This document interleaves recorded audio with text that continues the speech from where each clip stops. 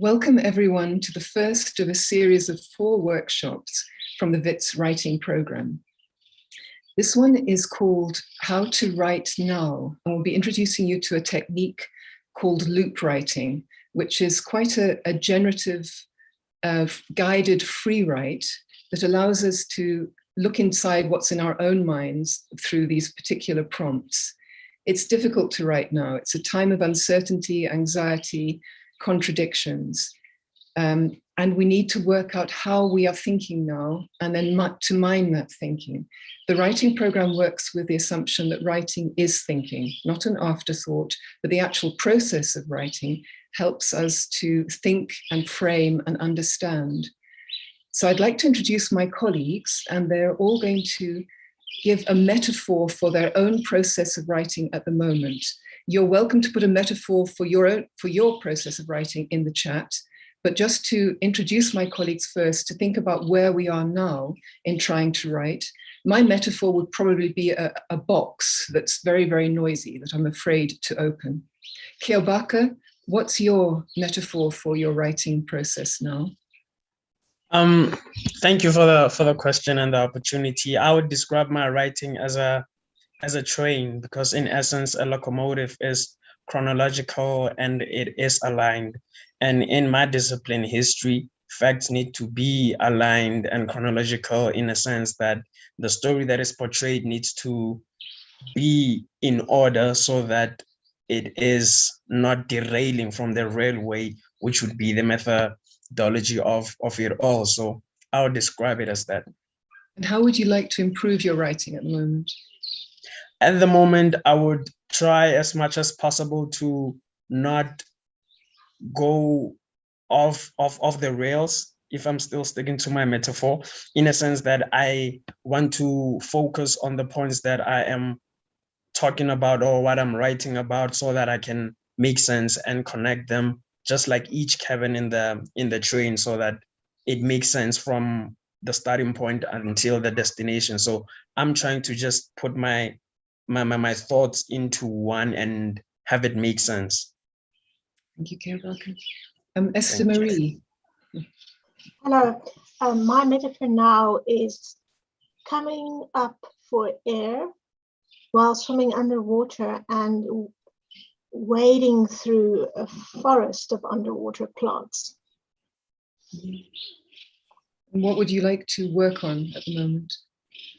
I'm working very broadly on sound, sonic agency, and of course that is already a forest of underwater plants. It's got to be much more narrowed down, but that's where I'm thinking. Thank you very much. Fuad. I thank you for the invitation. So I must say my metaphors change all the time, but currently it feels like I'm on this flying carpet and it sputters across the research. And whenever fuel runs out, I just catch a cloud, weave some extension to it. But at times now, doing more of research writing, it's also a little bit more like in a gym where you do this kind of weightlifting, and you need to kind of develop some form of endurance. Endurance. And what would you like to work on in your writing at the moment? Well, I think it's often it's the focus. So while I think digressions are really informative, to be more to find more focus in the variations. Thank you very much. Gabriella? Good morning, everyone. So a metaphor I would say for my current writing process has to be a bull in a china shop. Writing is quite a delicate process, but I think my thoughts and my ideas that I want to put into words can appear quite chaotic. And you have to try and navigate that space of not causing destruction and not putting your own writing or your thoughts and ideas in a detrimental place. Yeah, that's currently my writing process metaphor. I think that you've answered what you want to improve too, to somehow preserve just like China. Yeah, just like Fuad, my focus, I think I want to improve a bit on, and my attention to detail and being strict with myself. I think that's where I really would like to improve. Thank you. And lastly, Jorgelo. Hello, everyone. I think my writing yin and the yang sign, because I guess sometimes it's all over the place, but sometimes it's good, sometimes it's bad, sometimes. So it tends to exist in binaries. And I think the thing I'd like to improve is just to get my discipline more disciplined. Okay, thank you. Well, today actually is not about discipline, but it is about beginning and generating material. And by the way, participants, do put your metaphor for your writing in the chat if you would like. So today, thinking about writing now, hopefully you've all got the writing journal. I was inspired by Elif Shafak, the Turkish author, academic author and creative author, who talked about writing now in these uncertain times. And she talked about things that are unheard, the emotions that we're all feeling, how do we deal with those emotions? She talked about complexity, the narratives, that we're deluged by information on the internet, but how do we put that, all those grains of sand and make them into a story that makes sense? She talked about multiple belongings, as that of identity being composed of multiple belongings. And there's a lovely quote there from Edward Said of identity as currents of consciousness. So given that so much is hard to write and so much is hard to understand, this exercise called loop writing from Peter Elbow is about throwing out a net. We'll show you how to do the exercise. My colleagues here have done it in beforehand, so you'll see how things went. I'm going to share screen so that you'll see the prompts for loop writing. From Peter Elbow, I think this is about page 30 in the writing journal. Loop writing is a bit like cubist art. You have your subject, whatever it is that you want to write about, have that at the center of your mind, and then approach that center through these different trajectories. With loop writing, it's not important for you to write what you think I want you to write, not to follow the prompt exactly, but just to take that prompt as a diving board and see what happens. A rule about free writing is that you don't have to read it aloud. So you mustn't censor. Just treat your mind like an interesting underwater place where various things are coming through, and see what comes through and put them in. So loop writing is like throwing out a net, and then we'll see what you get. Some of those things will be overarching themes, which you might be able to use. Some of those things might be concrete examples you might be able to use. Some of it will be messy and you won't use it at all. But it will work if you let your mind slide and just see what you've got there. When we do another workshop on Thursday, we'll be talking more about how to concentrate the fish that you find from this net. So here are the prompts. I'm going to give you an example. And none of us have done finished writing for this workshop. We've just tried the exercise, and you'll see the raw results. So, and I've chosen just these particular prompts. You can choose different prompts, but take yourself to a quiet place and just see what comes. Esther Marie asked me why I chose this exercise, and it was because a long, long while ago in New York, I went to a workshop where they used loop writing. It was a large number of people, and it was my first experience of this type of teaching, and I loved it. It was easy. I just wrote and wrote. All sorts of strange things came out of my head, which I didn't know I had. And then we went into groups, and I was really eager to share them with people. So it was strangely easy. So I'm hoping that you find it easy. And I think, Aisha, I hope it breaks your writing block. So when you do the first thoughts, number one, just write down all the first thoughts that come to your mind about the subject that you're writing about. Here's an example. When I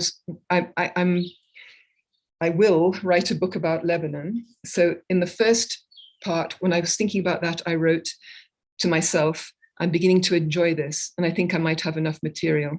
Maybe I write down everything that I have and then look for ways to make it whole. That will mean including parts of the letters and getting everything electronic. I don't want to be serious now. I do want to look for beauty, lightness, pleasure, and the attempt of truth. Time will be a character, and memory, and criticism of self. Next one, prejudices. This is very useful. Think in your mind of all the prejudgments that exist about your subject, And by the way, your subject can be an academic topic, or it can be a creative topic, or it can be a person. So think about all the prejudgments, positive or negative, that exist about this subject. So when I wrote about Lebanon and my project, the prejudgments were, she's been writing it forever, she'll never do it, self-glorification, she's not a historian. Who are the Druze anyway? We don't want them to know us. War-torn city, name of a nightclub, unending war, other people's war, innocent, guilty, rural, romantic. Number 3, and this time I'm going to choose an object. Objects are often quite interesting. So I'm thinking about memories from the 80s. A little cassette player, that's my object, with a Sting cassette playing by the window. Window unfinished, building unfinished, looking onto the bare yard with the bleak chicken coops, sending out an SOS, but there was no one there, only the unhappy chickens, and some days the giant lizards battling each other. I could be afraid of those lizards and then would find it impossible to live there, or I could find them perfectly acceptable, a Jurassic theme park, and live with them. I lived with them and made that choice in the blink of an eye. Anecdote, a short nutshell story associated with this subject, what came to my mind. One day I was alone for the weekend with the mountains and the empty school and the cassette. I'd gone out into the yard and was letting my eyes stretch into the distance, scan the pines on the other side of the valley, reach back to the snow-capped mountains behind, look west at the glimpse of the Mediterranean, breathe in the pine air, listen to the sound of the river, search for an eagle. I looked up and saw someone on the top of the school roof. Shriek. He stood up and revealed himself as young and strong and wearing the traditional sharwal and cap. Who are you? I say in Arabic, scared. I'm so sorry to trouble you, he says. And I can't believe he's saying it because he's speaking to me in upper class English. I didn't think this was possible in this remote area, didn't know that anyone spoke English here at all, but soon learned that he'd worked for the British Embassy in the city, then returned to the village and village ways. I felt less alone. Next one, vary the voice. This is a tricky one, so try and think of somebody else speaking and think about the way that they speak rather than predicting what they're going to say. Here was my voice. She wasn't what I had hoped for. I wanted someone with more experience, someone older, but I made do. I thought she could offer the English classes in the evening, but she didn't do much of that. These English women are lazy. They hardly know how to be women. I don't know why she wanted to go to Beirut so much or what jihad saw in her. Worse was the fact that Lady Jane gave her the money, not me. I suppose these English people stick together. But she had her uses, and maybe I can find use for her yet. Varying the time. We still have the Polaroid, so this is in 2006. We looked so young then. Now our daughters look the same way that we looked then. Their lot is difficult. We only knew one way, but they have options. They can speak English, they can travel, they can show their bodies in ways we cannot and could not. How can we go to a wedding when there are girls showing their belly buttons? Their freedoms will push us into the past. And then lastly, lies, questions, and comments. When I read through, I realized that I want to spend more time on the description. So those are the prompts. I'm afraid the rest of you in this session will have to do this in your own time, because if we were doing this workshop physically, it would be at least 2 hours with about 10 or 15 minutes, each of us writing whatever comes to us on that prompt. So I have asked my colleagues to try this before, and we had a run through. Would one of you like to share some of the writing that came out in response to those prompts? Who would like to go first? Go to Keobaka again. There's no problem at all. By the way, how did you find that exercise when you did it? Sorry? How did you find the exercise? Was it difficult? Was it fun? It was challenging in a very good way, because you are exposed to being thoughtful in the process. And as much as you are thoughtful, you also have to write, because you gave us a time and it was limited. So everything that was just coming to mind, you had to make something of it. So I liked that about it, that it required you to be creative and creative on the spot. Thank you, Kiyabaka. And we're talking to a very disciplined historian with his train. So do read us something that came out from that exercise that is useful for your project or that surprised you or was interesting. The first thing that I could think of, can you please share the screen again so that I can just go down the points? But I'll just say a few so that we can save on the time. And the first thought I wrote about Bophuthatswana's economic development. So my first thoughts were the apartheid system thrived from the Bantustan project because it was a way to separate Africans from white areas. And this eventually led to some Bantustan, such as Bophuthatswana, to gain nominal independence, which was recognized as fraudulent. This meant that Bophuthatswana would be dependent on itself as a sovereign Bantustan. However, this was false because it would depend on Pretoria for its economic development. And the prejudice that I came up with was that Bophuthatswana discriminated against non-Tswana people because it sought to create an ethno-national Tswana state. And this resulted in a lot of prejudice towards it too, and towards the non-Tswana people. For this reason, Bophuthatswana was seen as a product of apartheid. And my object was Bophuthatswana's agriculture and its mining sector because that was the foundation of its economic development, and it played a significant role in its economic development. The objects of its economic development rested on these sectors. And for the anecdote, I wrote that the mines which produced platinum formed part of Bophuthatswana's big GDP because it was in high demand in the 1970s. And for the very voice, I said that in the 1970s, the USA, for example, demanded platinum because of its production in locomotives, and it looked at regions such as Bophuthatswana for the supply.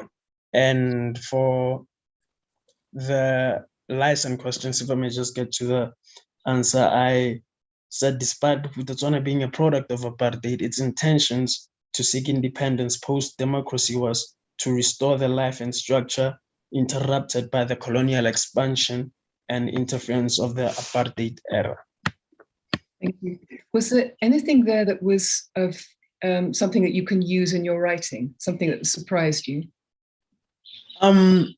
Something that surprised me was how I could, because history is a very patient discipline. You have to really be patient and also explain, which there was no much time for, but I managed as much as possible to describe, give reason, and also conclude on the points as fast as I could. So that could help me narrow down my storyline and also describe it in a way that makes sense, but also is shortened, and it is also, most importantly, factual. Thank you very much, Kiyabaka. It's a pleasure. Esther Marie. I'll do a few extracts. Sound is a charging of silence. Sound is discomforting for its penetration into silence, through the skin, through the ears. Sound can be an agent for many things, whether harm, healing, memory, giving voice, or communication. Sound can also just be and occur as a byproduct of urban noise, traffic, machinery, labor, human activity, or nature's storms, or as wildlife communication. Human ears interpret these sounds for survival, for information, or sometimes close the ears as an attempt to ignore that which is intrusive, or cover up their ears with earphones that produce other sounds, maybe music. Music can be individual, felt, emotionally linked to memory, nostalgia, or energy, or be calming. However, music can also be communal, social, historical, linked to inclusion and exclusion. Object. An object that comes to mind as I think of sound and then of music is an instrument playing live. In a former South African political dispensation, mass gatherings with music that sounds white capitalist nationalism may have included large orchestras and choirs attending the Republiek Fiesta. However, where music now explores exclusion and is released from nationalist campaigns, music in the contemporary may be intimate, small in numbers, potentially playing free improvisation. Musicians finely attuned to one another, not to a conductor, and possibly including instruments from formerly excluded genres. Maybe something, here's the object, like a koi music bow with gourd. Contemporary dialogue may be symbolized in an image of the bow playing with a classical flute,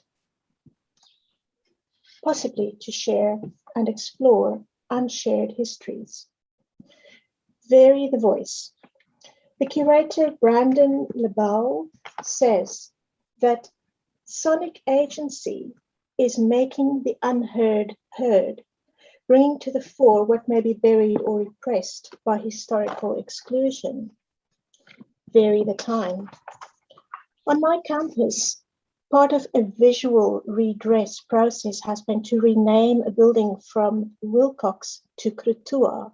Krutua is a woman who served as interpreter between the Dutch and the Khoi in the 1650s. She walked between two worlds. So varying the time, if in a few years from now, I were to walk into the Krutua building and I were to hear a bow and a flute playing, maybe at night, late at night only, what would the process of sonic agencies be that I would attune to hearing that? Thank you. What surprised you about what you wrote? So this is wonderful. Thanks for asking that. The surprises were that I wrote quickly, that I wrote freely without stopping to think and plan and go, you know. So the surprises were rereading this material was that for a topic that's so vast and unconstructed, at least there are things that maybe can be useful or that do interest not only my mind but also my heart, my sense of feeling, my sense of connection. So the surprise is to go over the notes and find things. Yes, and as readers, you know, things like the object, that there's quite a lot you can use with that. That would be quite effective in a text, to have a discursive thing and then fix on the object and the listening. So one of the good parts of this exercise is that it doesn't skirt away from complexity. We can find different ways of approaching complexity and write it in different ways. Thank you, Esther Marie. Gabriella.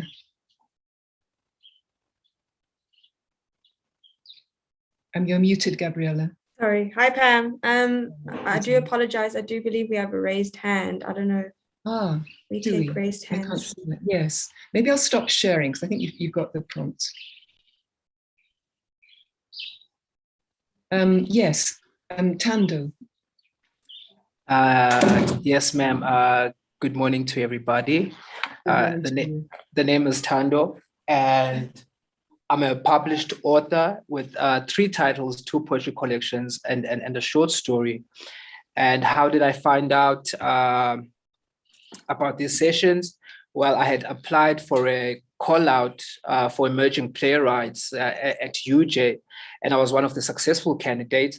And so they sent me some communication, and it was one of these sessions. So I don't have any academic background in writing, you know, and my writing is less informal, like, you know, and less academic. So I wonder, am I at the right sessions? Is this perfect session for me? I don't know. Loop writing, in fact, it's more unusual to use loop writing for academic work. So whatever you are writing about at the moment, you could have that at the center. So you're writing plays. So you could take the subject of your current play or a past play and then just follow the prompts. So in fact, one of the things that we are working towards is creative academic writing. So it's not making that rigid distinction between creative or academic. We're suggesting that academic writing should be creative, that it should involve leaps of imagination, particularly now, because now everything is different, or things that we thought were certain are not certain. The only way to understand what's happening now is to use imagination in all writing. So thank you, Tambu. All right. Okay. Thank you. Thank you, Pam. And apologies for the disruption. I just had to ask. Thanks.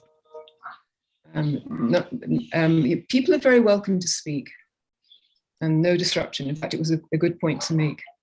All right. So thank you very much. Gabriella, did we? Yes, it's your turn. Okay. So I'm reflecting back on my master's that I wrote for my anthropology degree 2 years ago. So my object of reflection or narrative writing would have to be the act of running and the idea of abled and disabled bodies as participants in a communal activity.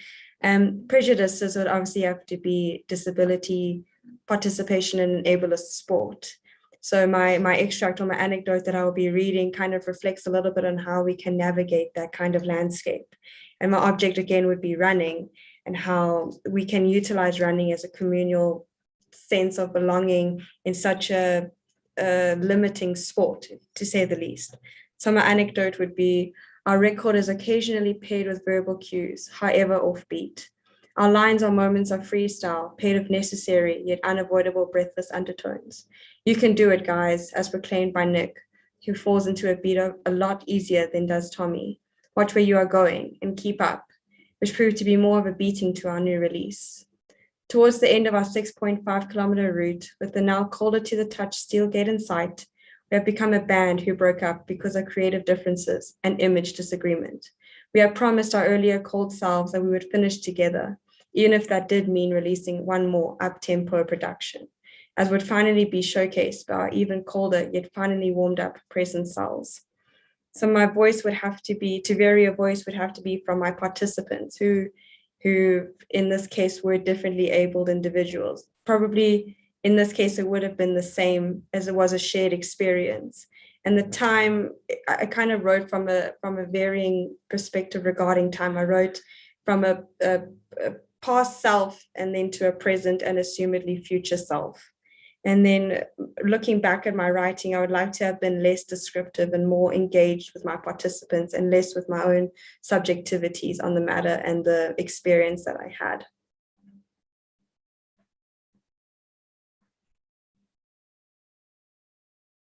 Were you surprised by something that you wrote? I was surprised by my overt subjectivity in my writing, which I think is my demise at times, and especially in an academic field such as anthropology.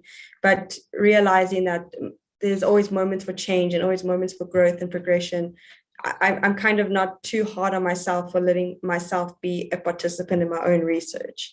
But looking back, I do think I could have toned it down a little bit.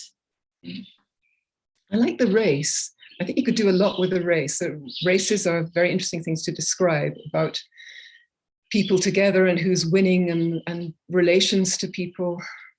I read a wonderful book, Anne Patchett, called Run. And one of the key passages is about a race where someone who was ignored suddenly reveals themselves as an amazing runner, and the description of that race.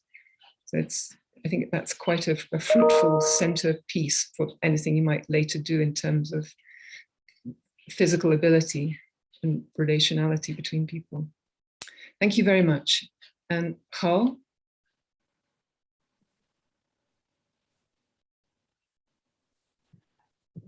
Okay, I'm going to read like a very short piece.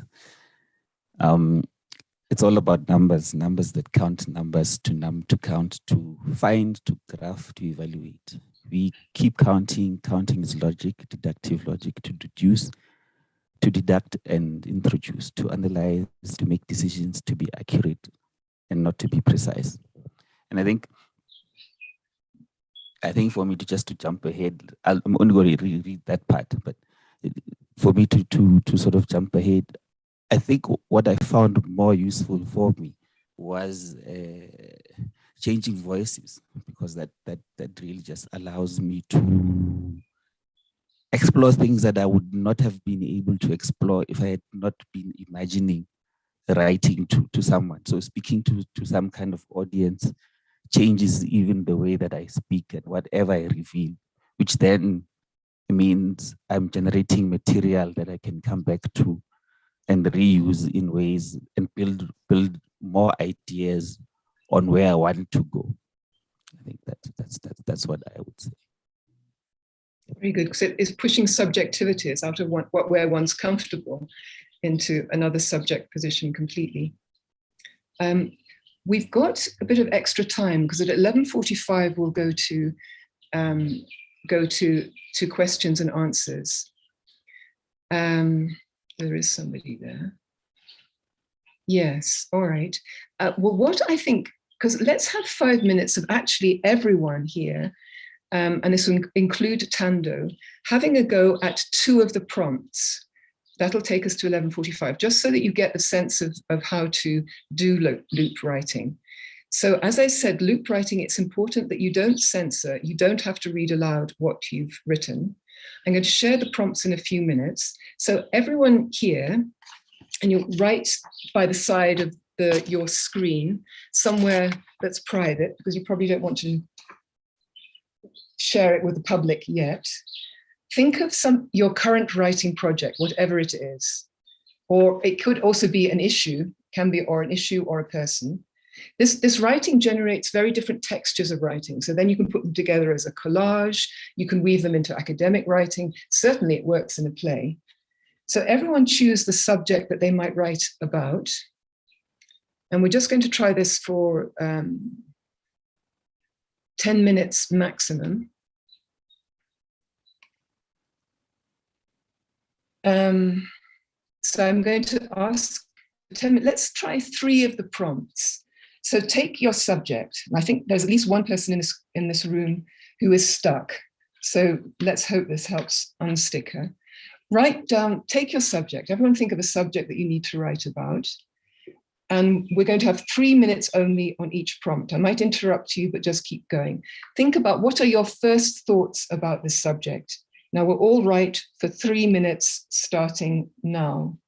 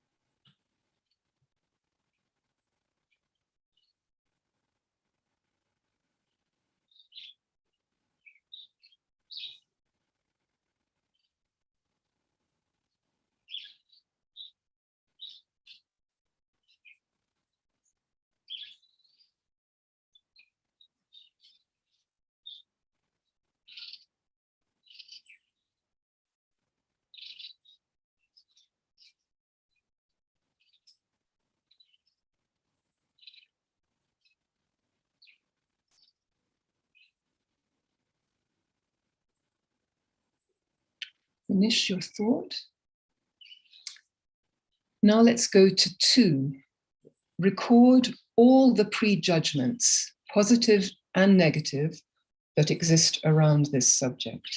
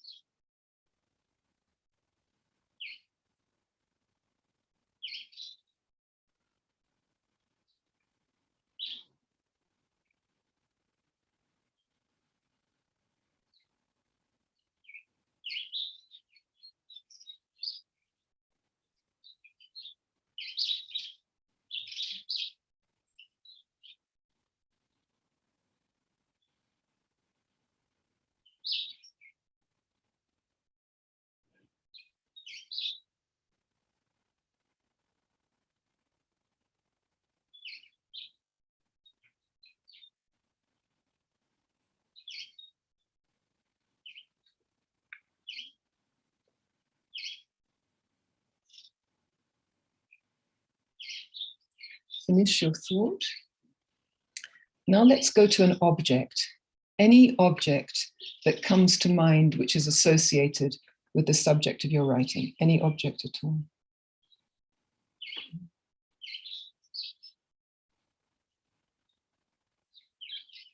Or maybe a collection of objects.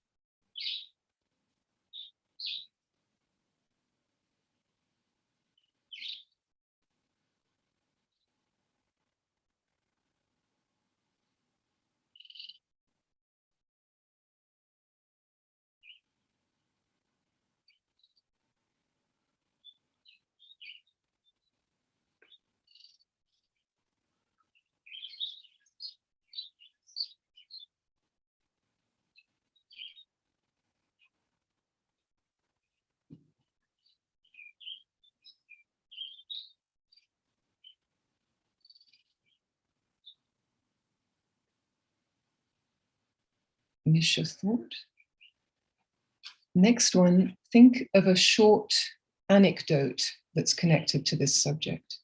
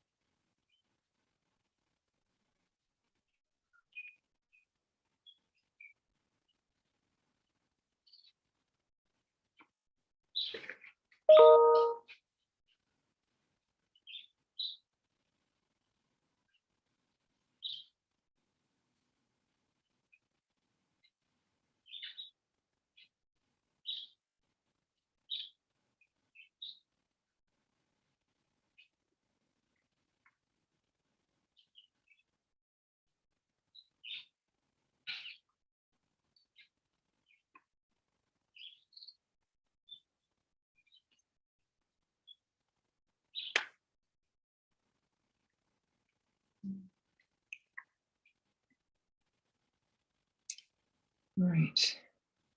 So next one, either vary the voice, write as if you're someone else, or vary the time, write about this subject either in the past or in the future.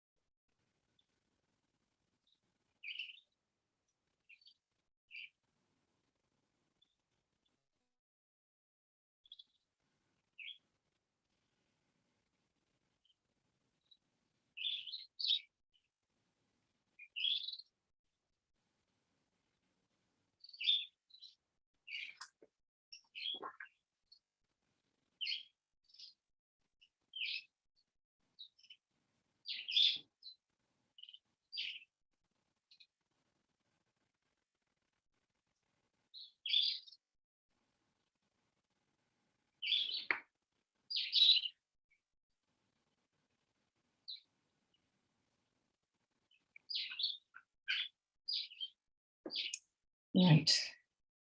Have a quick read through what you've written and note anything that surprises you or interests you.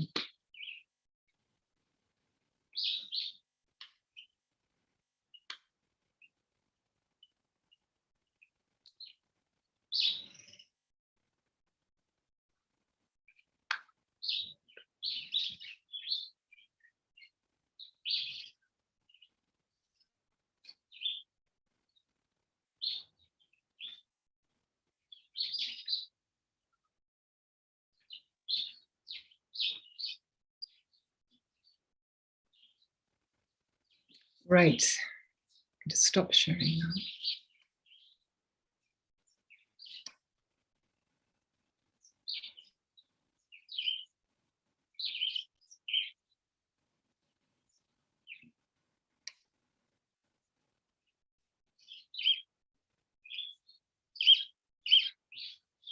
Right. So people in the audience, did you try that? Did anyone, Aisha, did you try that?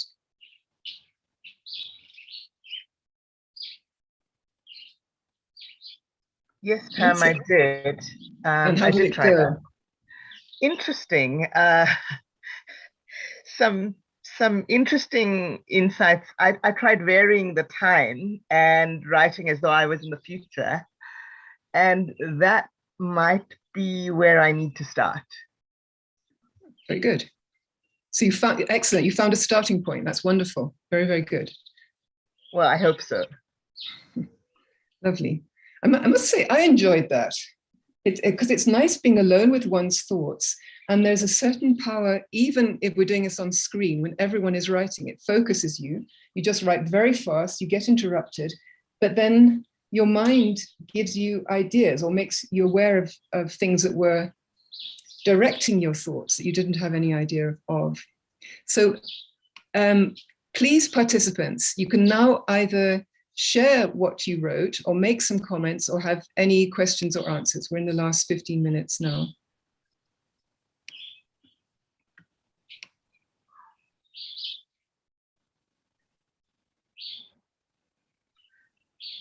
Susie, did you try it?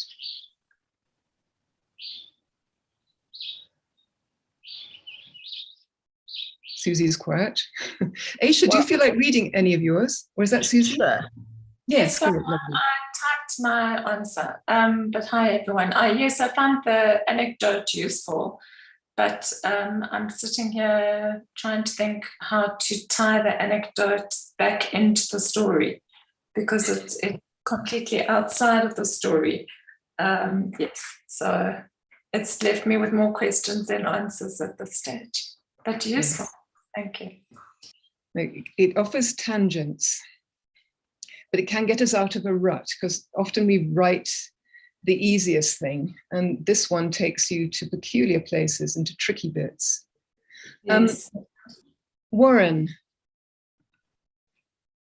tell us something about what that was like for you and if it gave you something interesting to use. I think an awareness, really interesting. I'm wanting to write around a performance I created last year in the park, which was quite ethereal. So there was a lot of that, but the prejudices, that voice is really interesting. It's incredibly cynical and not surprising, but in a way it's kind of revealed something, you know, like what words organized into regiments of well-worn lines will bring life to this living text. You know, so it's kind of, it's a voice that I don't want to try and suppress. I want to use it and see if I can't find a way to bring it into the text so that there's a living dialogue. I don't know if I'm making sense. Yeah. Yes. The prejudices are often very useful, even for people writing scientific things, because you need to know what they are. So a lot of this is surfacing stuff so that we know how to use it. Yes, yes. And Warren, are you the iPhone? No. Who's the iPhone? Somebody's just written in the chat. Can you say something? who's writing, who's stuck with a play. What did it reveal, if you can say? My phone.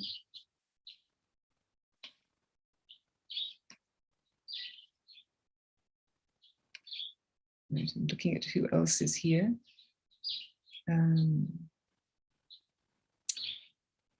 Any other comments or questions or things that you'd like to read?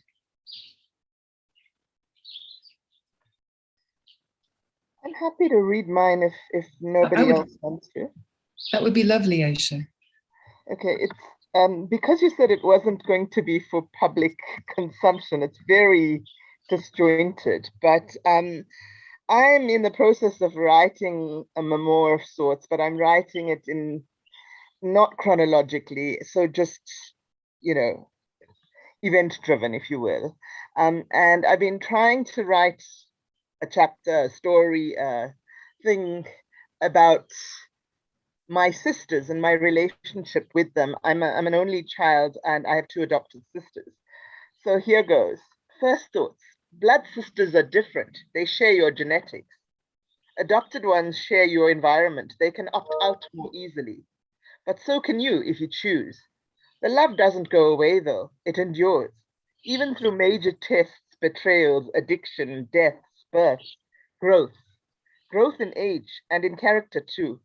And physical growths like tumors. Prejudices. Cross-racial adoptions in the 80s were almost impossible. Culture clash and social maladaptation were some of the terms flung around. So much bureaucracy, such naked racism from all sides, including within our extended family. Ideas that Black kids were doomed to be second-class citizens, that they could never be like us, in inverted commas. Also, positive prejudices that Muslims, regardless of ethnicity, are equals, brothers and sisters in Islam. And then object. The object was the wig that one of my sisters decided to wear. So my thoughts about it. Exploiting our differences while playing up ours longing to be similar, her need to belong in this community. That wig is fake, but how real are any of us anyway? It repels and simultaneously fascinates me. Anecdote. Taking Art to watch her first movie in a cinema, Disney's Cinderella, she's about 4.5, maybe 5. And our stage whisper at the very beginning, nudging me viciously. Aisha, is Cinderella a Muslim? I shake my head. Then why is she wearing a scarf? My recollections of my tenderness towards her, such a gorgeous, funny, imaginative, instinctively rhythmic little person. Varying the time. In the future. Sisters are sisters because they are family, because they are human. We are human, united against a world in which technology and bots are taking over. In this world, our differences are negligible. Our values have coalesced to become similar again, based on our shared childhoods. Vary the voice. Julius Malema says they can never be sisters. No Indian can be the sister of an African. That's it. Very good. Thank you very much. And I see why you began with the future. And I also like very much what you wrote, because it's part of our challenge now. I agree about the bots and the media and the screens and all the rest of it. And somehow writing can humanize. It can get back to the individual. It can get back to the complexity. It can mean that we connect with another person, as we do in reading, and sometimes in the best writing. I think Tando had his hand up. So Tando? Yes, ma'am, I did have my hand up, and thank you once again. And okay, when it came to first thoughts, right? So what I did was to first write down the primary theme, which is mental health. And I'm revisiting the play now because I'm like, it's a complete play. And I'm just looking forward to the work we'll do on it during the development process, with the practitioner with the theater practitioners. So I'm just intrigued that when I did some bullet points on what came up with mental health, I found memory being there, and for me that was pretty interesting, and when I speak of memory, I'm thinking of the abusive and toxic relationship one has with self, maybe say when you're speaking mental health in terms of addiction, and then forgetting, repeating the same process, being caught up in the same cycle. And I'm also thinking about severe cases of mental health. What happens to the mind, to the memory of the person? Where is it? Whether it leads them to live on the streets or anywhere where it might take them, whereby they find themselves being detached from reality. And so, yeah, I think I didn't get to explore that much, and I didn't ponder much on that until now. And then also what I find intriguing, when we was talking of objects, money popped up to me. Yeah, money popped up to me when you're speaking of objects, because I think when you're speaking of mental health, there's a lot of money that is made from mental health. And also, so very often you'll find people with mental health issues on the streets, but they know the value of money. They'll never forget money. So that relationship with money, survival, and mental health, I also think that's crept up in something that maybe I might need to explore more. Thank you. Wonderful. I mean, money and survival and on the street. But what happens to people's memories? That's beautiful. There's a beautiful bit of writing you could do there about how memories move and change during such illness. Very, very lovely. Very good. Macmillan. Good day, everyone. Seems everyone is in good health and is happy and cheery, which is lovely, considering the times that we've been having for the past couple of years. Okay, so with me, I literally just took the exercise, working within, just to figure out the process, just to understand it. And yeah, I just winged whatever thought came into my head. And as it stands right now, my career is involved in the arts, but in the music industry. And one of the big topics that are happening in South Africa right now, which I'll link to my first thoughts, are the hip hop versus amapiano trend. I don't know if I need to explain that. And you've only got a couple of minutes, so probably not. Okay, cool. Okay, so basically the first thought is, why has there been a pinning of cultures against each other, hip hop versus amapiano? And the prejudices are amapiano, which is like a what's it called, dance genre, generally gets to become repetitive, and the songs are rather long, unnecessarily so. And the hip hop culture is a borrowed culture, and therefore is the hip hop culture of division, or pinning one against each other, what is actually dividing music, which is actually not something that should be divided. The object would be a bandana, a symbol which is symbolism of a flag, colors meaning something which also is a borrowed culture from America, blue for the Crips and red for the Bloods. Do we actually understand what it means as Africans to wear that paraphernalia or that apparel?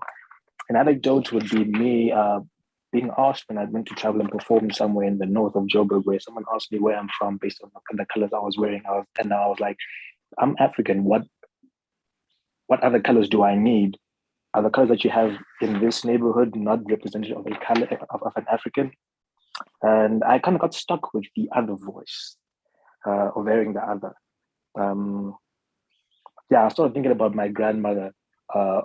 If she were to be wearing a do-rag, for instance, I've seen a couple of helpers also wearing do-rags or bandanas of a different color because they just match whatever outfit they have. You know, how would they be treated, or what would they? Yeah, that's kind of where I got to.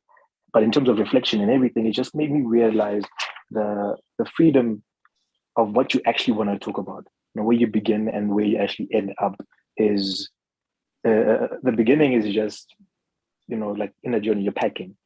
But the journey the fun part about the journey is the road trip, not necessarily the destination.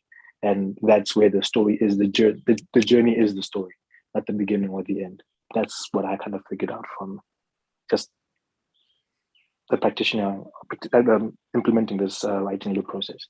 I don't know if I got the right Thank you, thing. Macmillan. That's brilliant. That's a lovely way to. We'll have to conclude just about now, but yes, the fun on the journey. And finding starting points, finding the things that might generate more. Very, very good. Thank you. And we've got somebody else. Good. Well. And I think we're at 11:59. So many thanks, everybody. And thank you for trying that, because you were asked to write very, very fast. But I suppose the message is that there's more in our heads than we realize. And it's really important not to go for the easy answer, not to just sit down, write something and, please people, be fashionable, but to tease out complexity. And maybe sometimes write together, because Kiobaka, I think, was tuning into you just then. It's quite strange. When we write together, there is a sort of shared energy of some sorts. So many thanks, everyone. Many thanks to the senior writing fellows who joined me on this one. Tomorrow from 11 o'clock to 12 o'clock, Andrew Miller, award-winning novelist, will be talking with Pehelo Mofokeng about writing from the margins. So I think we're at 12 now. Thank you very, very much, everyone.